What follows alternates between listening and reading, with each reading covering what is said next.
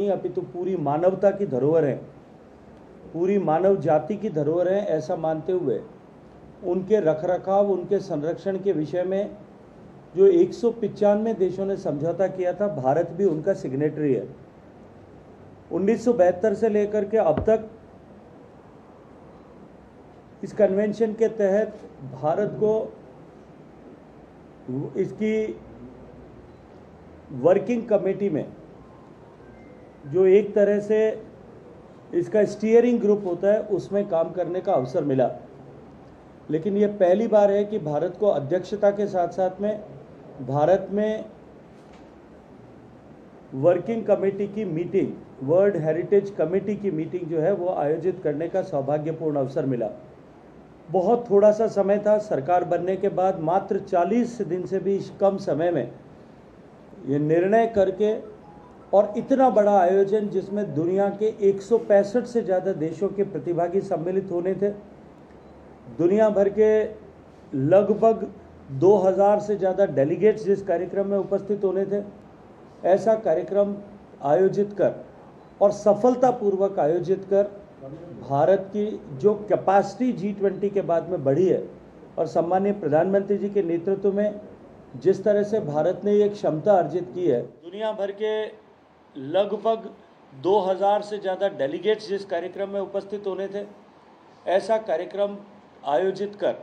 और सफलतापूर्वक आयोजित कर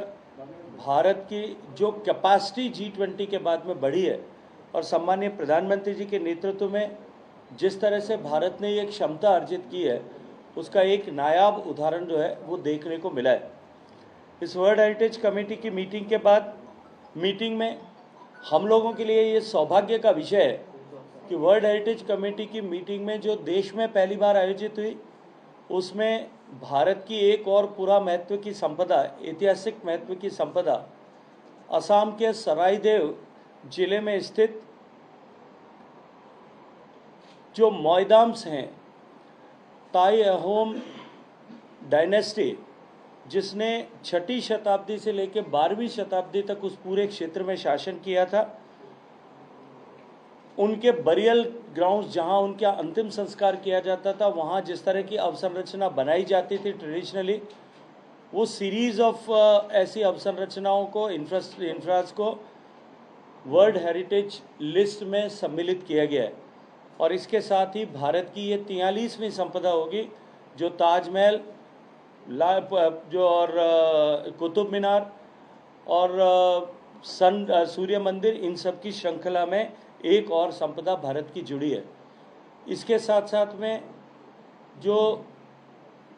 टेंटेटिव लिस्ट है, उसमें 53 साइट्स अब तक भारत की तरफ से ऑलरेडी सबमिट की जा चुकी है, जो एक्सेप्टेड है, और आने वाले वर्षों में उन साइट्स को भी कंसीडर करते हुए वो वर्ल्ड हेरिटेज लिस्ट में आए, ऐसे प्रयास भारत की तरफ से किए जा रहे हैं। भारत के लिए ये निश्चित ही गर्व का विषय है कि पिछले 10 वर्षों में, जहां एक वर्ष में एक ही प्रॉपर्टी को कोई देश नामित करवा सकता है, माननीय मोदी जी के शासनकाल के 10 वर्षों में हमने 13 प्रॉपर्टीज़ को इस लिस्ट में इंस्क्राइब कराने में सफलता प्राप्त की है। लगातार भारत ने ऐसी पुरातत्व महत्ता की संपत्तियों का कंजर्वेशन ठीक से हो, उसके लिए कैपेसिटी बिल्डिंग हो, उसको लेकर के इंटरनेशनल कोऑपरेशन, सब लोग मिलकर के साझा दृष्टिकोण से प्रयास करें, एक दूसरे के अनुभव और क्षमता से सीख करके प्रयास करें। भारत ने लगातार इसकी एडवोकेसी की है। G20 ग्रुप में भी, G20 की बैठक के समय में भी, जो भारत की अध्यक्षता में हुई, एक ऐतिहासिक निर्णय हुआ, जहां भारत की पहल पर जो 17 सस्टेनेबल डेवलपमेंट गोल्स, पहले मिलियन डेवलपमेंट गोल होते थे, उसके बाद सस्टेनेबल डेवलपमेंट गोल्स यूएन ने डिसाइड किए 2015 से 30 के लिए। 2030 के बाद के डेवलपमेंटल फ्रेमवर्क में कल्चर को एज ए स्टैंड अलोन गोल रखा जाए। अभी तक कल्चर दूसरे गोल्स जो हैं हमारे, उनके साथ में एक सहभागी के रूप में, एक सहयोगी के रूप में कल्चर को चिन्हित किया गया है। लेकिन सांस्कृतिक महत्व के विषयों को देखते हुए, उनकी क्षमता को देखते हुए कि उसके कारण से रोजगार सृजन हो सकता है, उसके कारण से जो है लोगों का सांस्कृतिक मूल्यों के साथ जुड़ाव हो सकता है। भारत ने एडवोकेसी की, भारत की पहल पर, भारत के लगातार प्रयासों के चलते हुए G20 में कल्चरल ग्रुप ने जो निर्णय किया था कि इसे आने वाले समय में 2030 के बाद में के डेवलपमेंटल फ्रेमवर्क में स्टैंडअलोन गोल के रूप में परिभाषित किया जाए, ये भारत की पहल और भारत के ऐसे वैश्विक प्लेटफॉर्म्स पर भारत के बढ़ते हुए प्रभुत्व का परिचायक है कि भारत की इस पहल पर काशी पाथवे, जिसको नाम दिया गया क्योंकि इसको काशी में मीटिंग में ड्राफ्ट किया गया था कल्चर मिनिस्टर्स की मीटिंग में, G20 के लीडरशिप सम्मेलन में जो दिल्ली में आयोजित हुआ, इसको G20 कंट्रीज़ के सभी राष्ट्राध्यक्षों ने इसको एक स्वर से स्वीकार किया कि आने वाले 2030 के बाद के डेवलपमेंटल फ्रेमवर्क में जो कल्चर को एक स्टैंडअलोन गोल के रूप में माना जाए, रखा जाए। ये निश्चित ही भारत की एक बहुत बड़ी सफलता है। इस वर्ल्ड हेरिटेज कमेटी के सत्र के उद्घाटन के अवसर पर सम्माननीय प्रधानमंत्री जी ने 2 विषयों पर मुख्य रूप से फोकस किया। एक कि हम विरासत भी और विकास भी का नारा लेकर के जो हम काम कर रहे हैं उस पर हम और आगे बढ़ेंगे,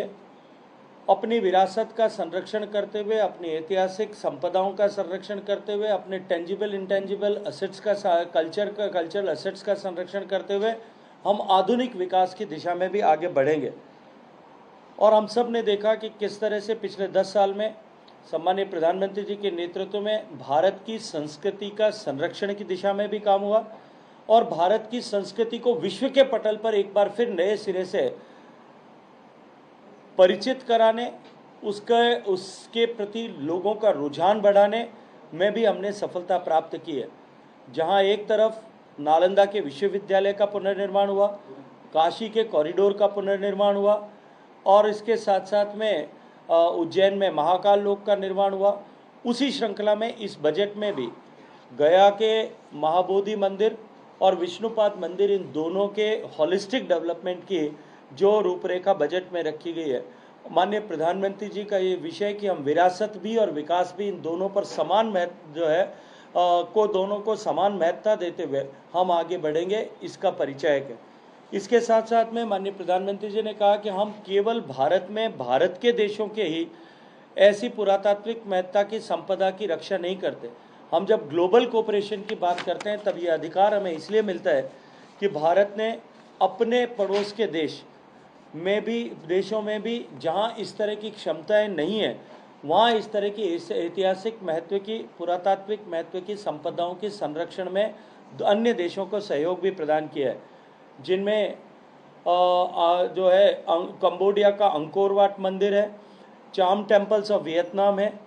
म्यांमार के जो है वो बागान स्तूपाज हैं।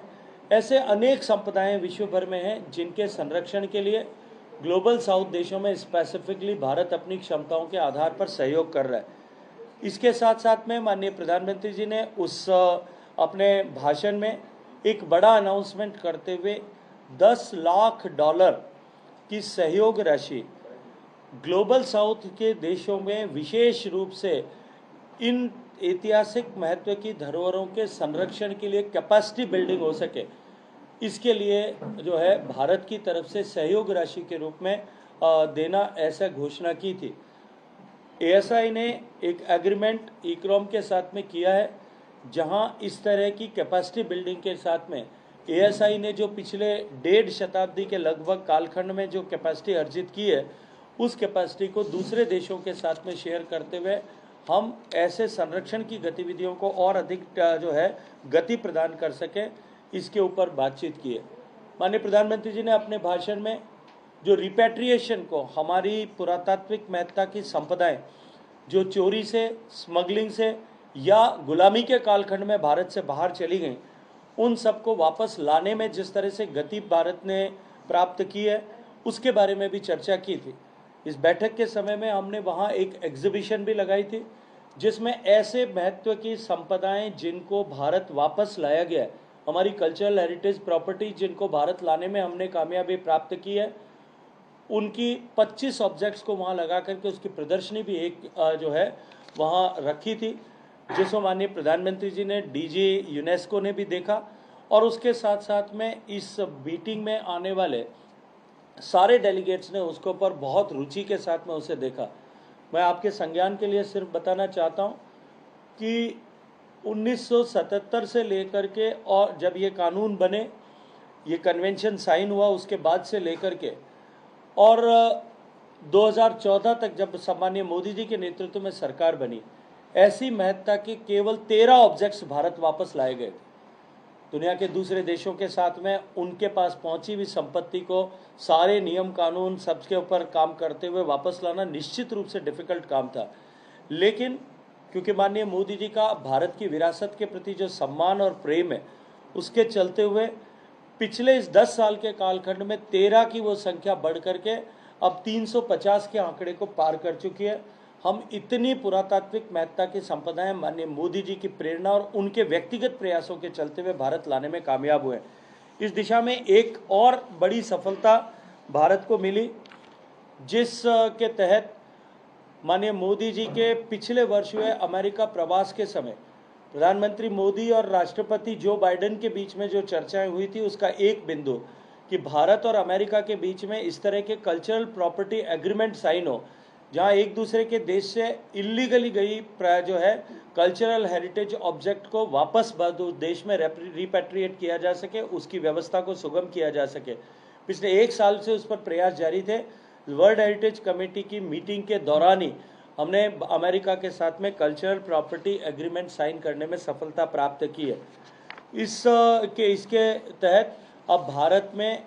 अमेरिका में जो चिन्हित ऐसी भारत की पुरातात्विक महत्व की संपदाएं वहाँ इलीगली स्मगलिंग के रास्ते से या किसी अन्य रास्ते से भारत से अमेरिका पहुँची है, ऐसी सैकड़ों ऑब्जेक्ट्स को हम बहुत कम समय में भारत में वापस लाने में कामयाब होंगे। इस वर्ल्ड हेरिटेज कमेटी की मीटिंग को